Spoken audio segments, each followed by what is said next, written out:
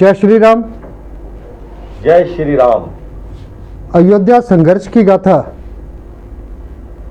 पिछले अध्याय में मुख्य वक्ता राजकुमार सोनी जी ने बताया अयोध्या की उत्पत्ति के बारे में, उसके प्रादुर्भाव के बारे में, और इस द्वितीय अध्याय में राजकुमार सोनी जी हमें बताएंगे इक्ष्वाकु वंश के बारे में कि इक्ष्वाकु वंश में कौन कौन से राजा हुए, क्योंकि अयोध्या का इतिहास, अयोध्या का महत्व पुरातन सदियों से चला आ रहा है। जय श्री राम राजकुमार जी। जय श्री राम राजेश जी।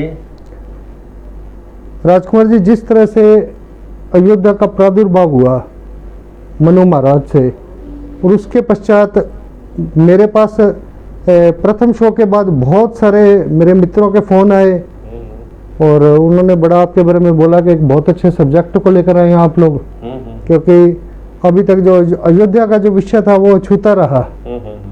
और उन्होंने निवेदन भी किया कि कृपया जो आपने बोला है कि इसे प्रारंभ से प्रारंभ करें, तो मेरा निवेदन रहेगा कि आप इसे प्रारंभ से प्रारंभ करें और जो हमारे दर्शक हैं उन्हें लाभान्वित करें।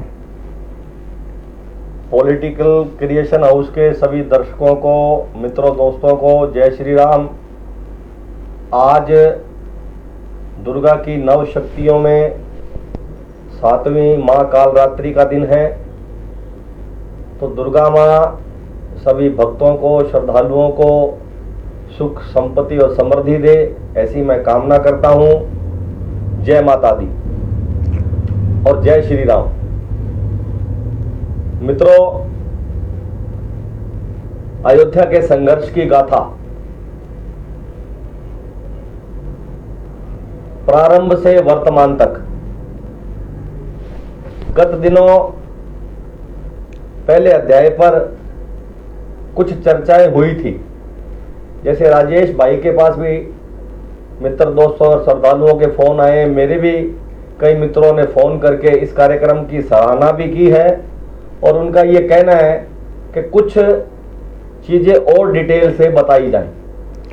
वास्तव में राजकुमार जी, अयोध्या का जो महत्व है उससे अभी तक हमारा जो हिंदू धर्म है, अभी वर्तमान जो पीढ़ी है और उससे पहले की पीढ़ियों की भी मैं बात करूं तो मुगल काल में हम ये कह सकते हैं भी बहुत कुछ नष्ट हो गया। हमारी जो सांस्कृतिक धरोहर है उसे नष्ट करने का प्रयत्न किया गया, लेकिन जैसे प्रभु श्री राम की इच्छा। नहीं, मैं निवेदन ये करना चाहता हूं कि अगर अपने इतिहास देखें तो हमारे बाद जो धर्म और संप्रदाय इस पृथ्वी पर हैं, मैं किसी की आलोचना नहीं कर रहा, बिल्कुल, चाहे रोम है, चाहे मक्का मदीना है, कार्थेज है, बगदाद है, ये करीब 14वीं सदी के आसपास के हैं। और हमारा जो सनातन धर्म है, हमारी जो आर्य सभ्यता है, हमारी संस्कृति है, ये करोड़ों वर्ष पुरानी है। लेकिन आप देखो कि हमारे धार्मिक इतिहास को पाठ्यक्रम से हटाकर और देश की युवा पीढ़ी को बताया ही नहीं गया, तो ज्ञान कैसे होता। तो चलिए, मेरा राजकुमार सोनी जी से निवेदन है कि आप इसे इक्ष्वाकु वंश से प्रारंभ करें। राजकुमार जी, इक्ष्वाकु वंश का उदय कहाँ से हुआ? मैं देखो, ब्रह्मा जी के पुत्र थे मारीची, और मारीची के पुत्र थे कश्यप, और कश्यप के पुत्र थे विवस्वान सूर्य, और सूर्य के पुत्र हैं वैवस्वत मनु। इन्होंने ब्रह्मा जी से ये निवेदन किया कि राम जन्म के लिए हमें एक नगरी बसानी है। तब उन्होंने महर्षि वशिष्ठ को और विश्वकर्मा जी को, इनको भेजा। इन्होंने सरयू नदी के किनारे आकर इस नगरी को बसाया। अब ये क्या है कि ये सूर्य वंश था। जो वैवस्वत मनु थे ना, वो सूर्य वंश से थे, क्योंकि उनके पिता सूर्य थे। लेकिन उसके बाद राजा इक्ष्वाकु आए। अब सूर्य वंश का अगर किसी को प्रणेता माना जाता है और सूर्य वंश का आदि पुरुष अगर किसी को माना जाता है तो इक्ष्वाकु जी है। और इक्ष्वाकु के बाद उनके पुत्र हुए कुक्षी, फिर विकुक्षी, फिर बाण, फिर अरण्य, और अरण्य के बाद पृथु, पृथु के बाद त्रिशंकु, त्रिशंकु के बाद धुंधवार, और धुंधवार के बाद युवनाशु, और युवनाशु के बाद मंधाता, और मंधाता के बाद सुसंधि, और सुसंधि के बाद अब सुसंधि के भी शास्त्रों में जिक्र है। ये सारा जो मैं आपको बता रहा हूं ये वाल्मीकि रामायण में है। 1 से लेकर 59 पेज से, 59 से 72 पृष्ठ तक ये सारी रचना है। अब सुसंधु के 2 पुत्र हुए, प्रसन्नजीत और ध्रुव संधि, और ध्रुव संधि के पुत्र हुए भरत। अब ये इनकी पीढ़ी चल रही है, और भरत के पुत्र हुए अस्ति, अस्ति के पुत्र हुए सगर। अब शास्त्रों में लिखा है, पौराणिक महत्व है कि सगर के 60,000 पुत्र हुए। तो उन्होंने अश्वमेघ यज्ञ किया, और उस जमाने में, उस काल में जब अश्वमेघ यज्ञ करते थे तो वहां का राजा एक घोड़ा छोड़ा करता था जो देश प्रांत घूमता था। हाँ, वो प्रचार प्रसार के लिए भी अगर उसको किसी ने रोक लिया तो वहां फिर युद्ध की स्थिति आ जाएगी, संघर्ष की स्थिति होगी। तो जब इंद्र को पता लगा कि सगर अश्वमेघ यज्ञ कर रहे हैं तो उन्होंने वो घोड़ा ले जाकर पाताल में कपिल मुनि के पास बांध दिया। अब उसके 60,000 पुत्र थे। सगर ने अपने पुत्रों को कहा कि आप अश्वमेघ का घोड़ा तलाशो कहाँ है। तो उन्होंने पूरी पृथ्वी पर उसे ढूंढा, उन्हें नहीं मिला। तो उन्होंने फिर पृथ्वी को खोदते खोदते खोदते खोदते पाताल में चले गए। जब वो पाताल में गए तो उन्होंने क्या देखा कि वो घोड़ा कपिल मुनि के पास बंधा हुआ है। तो वो बड़े क्रोधित हुए। कपिल मुनि उस समय तपस्या कर रहे थे। तो उन्होंने जब क्रोध किया और उनको युद्ध के लिए ललकारा, तो कपिल मुनि ने जब आंखें खोली तो उनका तेज और तप इतना था कि उनकी आंखें खुलते ही उसके 60,000 पुत्र वहां भस्म हो गए उस अग्नि से जब भस्म हुए तो ये बात गरुड़ महाराज जी ने जाकर सगर को बताई कि आपके पुत्र वहां भस्म हो गए और आपका अश्वमेघ का घोड़ा वहां है। तब सगर अपने साथ कुछ साथी और सैनिकों को लेकर कपिल मुनि के पास गए और जाकर उनके आगे वंदना करी कि महाराज क्या गलती और गुस्ताखी हो गई है। उसने कहा घोड़ा मैं तो लाया नहीं, बिल्कुल इंद्र जी लाए थे, किसी और ने, और उन्होंने लाकर यहाँ छोड़ दिया। अब आपके पुत्र आए, उनका ही उन्होंने सारा वाक्य बताया। तो उन्होंने कहा महाराज इसकी मुक्ति का मुझे साधन बताइए। तो उन्होंने कहा भी इसकी मुक्ति गंगा जल के छिड़कने से, गंगा जल के स्पर्श से इन मृतकों की राख के ऊपर जब स्पर्श करेगी तो इनकी मुक्ति हो जाएगी, मोक्ष मिल जाएगा उनको। तो शास्त्रों में कहा जाता है कि सगर के बाद उनके पुत्र हुए अंशुमान। अब अंशुमान ने भी उस समय में बड़ी तपस्या करी, घोर तपस्या करी, लेकिन वो गंगा को नहीं ला पाए।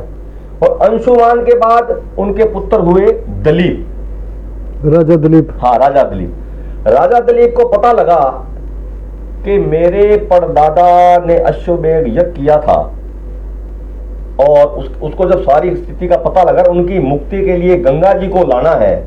लेकिन वो भी, दलीप भी कहते हैं, ऐसा पौराणिक कथाओं में उनका, जैसे वाल्मीकि रामायण में, स्कंद पुराण में ये जिक्र आया है कि वो भी गंगा जी को पृथ्वी पर नहीं ला पाए।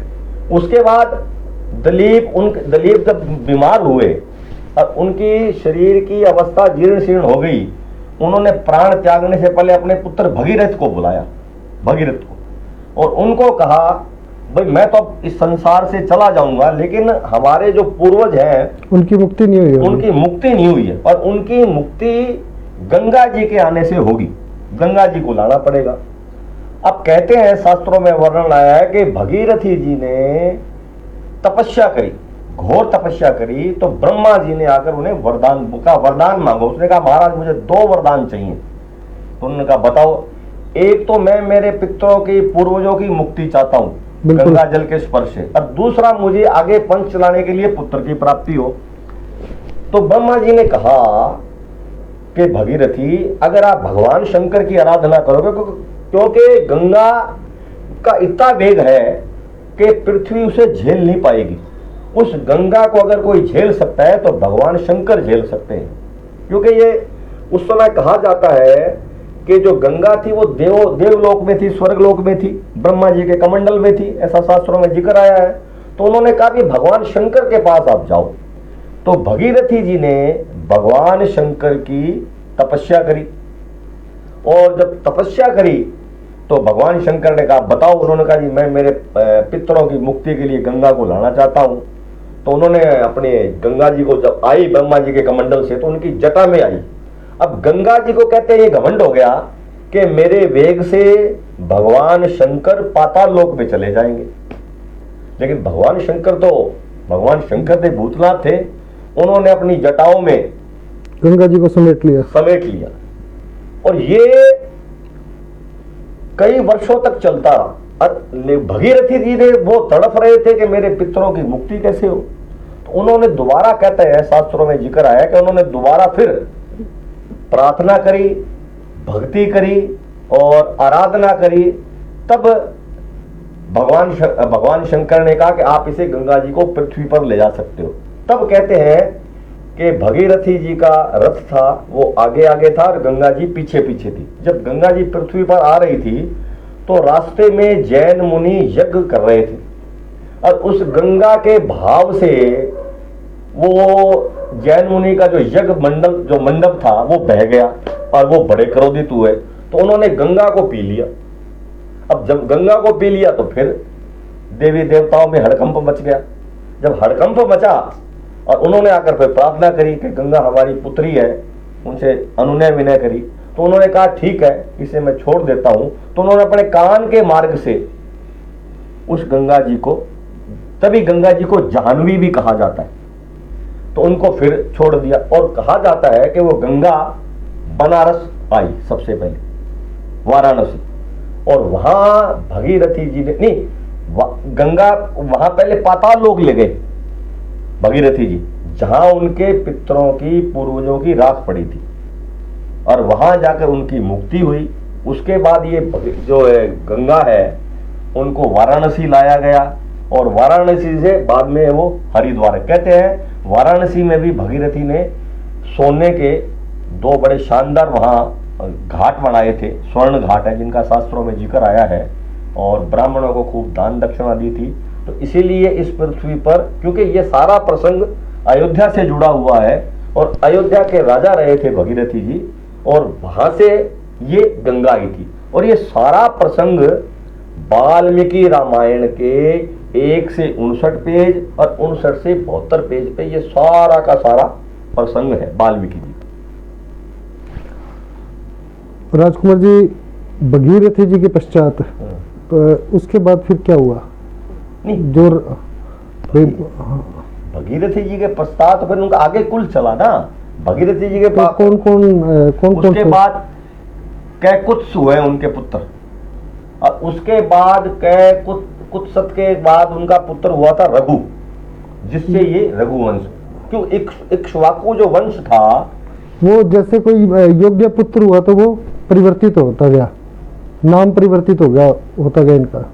हाँ, नहीं जैसे, हाँ अब हुआ जैसे रघु के पास आकर ना, फिर के उसके बाद ये रघुवंश शुरू हो गया। तो क्योंकि ये सारा वर्णन जो मैं आपको बता रहा हूं ये अच्छा, बीच में एक बात और निवेदन करना चाहता था। अब इक्ष्वाकु वंश का एक अंश और है जो पौराणिक महत्व है, कि जैनियों के पिछले प्रसंग में भी मैंने बताया था, पहले अध्याय में भी, कि जैनियों के 24 तीर्थंकर हुए। बिल्कुल। और पहले तीर्थंकर थे आदिनाथ, जिसे ऋषभदेव कहा जाता है, और लास्ट वाले थे भगवान महावीर। तो उनके पहले जो तीर्थंकर थे आदिनाथ ऋषभदेव, उनका वो इक्ष्वाकु वंश में जन्मे और उनका जन्म अयोध्या में हुआ। और उसके बाद दूसरे थे, उनका नाम था अजीतनाथ, उनका जन्म भी इक्ष्वाकु वंश में हुआ।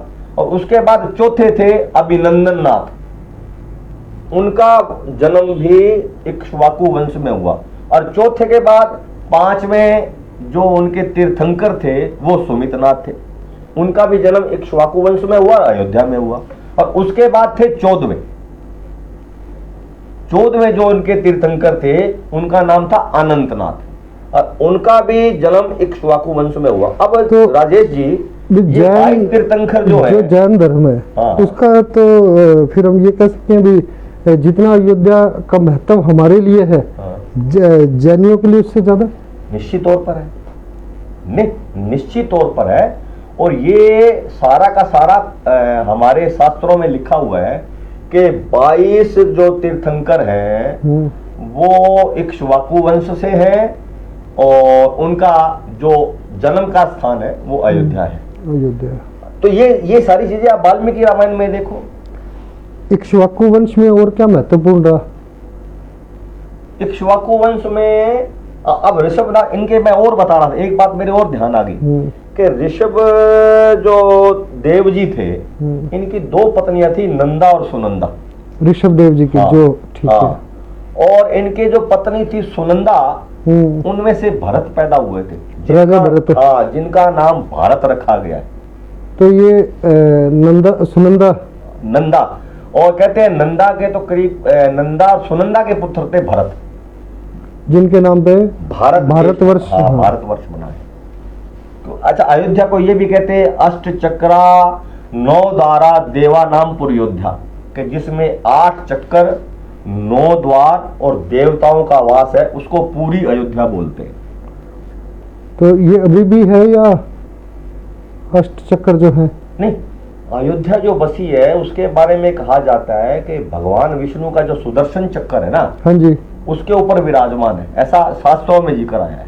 ठीक है। और एक निवेदन मैं और कर रहा था, अभी भगवान वाल्मीकि का भी जिक्र आ रहा था, क्योंकि वाल्मीकि रामायण को जब हम पढ़ते हैं तो वो भी बहुत शानदार ग्रंथ है, उसका भी शायद युवा पीढ़ी ने अध्ययन किया ही नहीं। भगवान वाल्मीकि के बारे में बहुत सी बातें हैं भी, वो उनका जन्म का नाम रत्नाकर था, और जब वो छोटे थे तो जंगल में जा रहे थे, रास्ता भटक गए, घर नहीं पहुंच पाए, तो सुमाली भील था, एक भील, वो उसे वहां से उठाकर ले गया और उन्होंने भगवान वाल्मीकि को पाला पोसा।